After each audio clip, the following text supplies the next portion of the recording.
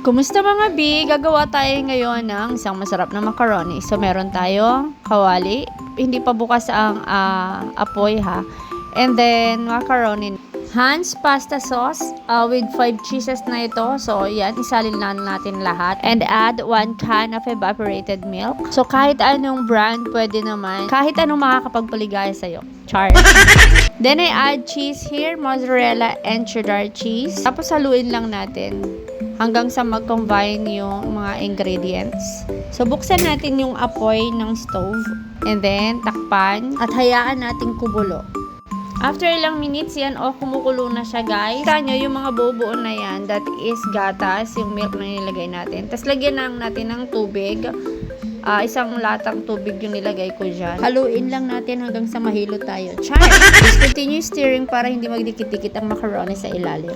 And now, this is the right time to put some ingredients na pampalasa. Lagyan natin yan ng black pepper and salt to taste. Tapos meron din ako dito ang Italian seasoning, basil leaves, oregano, rosemary, and everything. Atsok-atsok na mga ingredients. Then, haluin ulit hanggang sa mag-corporate ang mga ingredients. Tapos, meron ako dito ang ham and hotdog. Kung meron kayong mga chicken or pork, anything na gusto nyong ilagay. Pero yung sa akin, ito yung leftover namin. Fried ko na to nung nakaraang Pasko. Charot lang. Nilagyan ko na rin ng pork nor cubes. Tapos, haluin. Ayan, guys. Oh my God, luto na to. And pwede nang i-serve. Look at that. Yan guys. Luto na siya. And dilagyan ko lang siya ng parmesan cheese on top. Let's try this one. And also, I have chicken here. Look at that. Tara, that's it. You just get my chicken.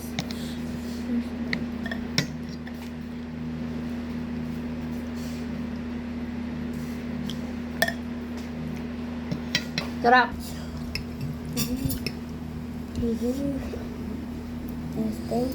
How is it, Shay? Hot? That's all for now. Bye!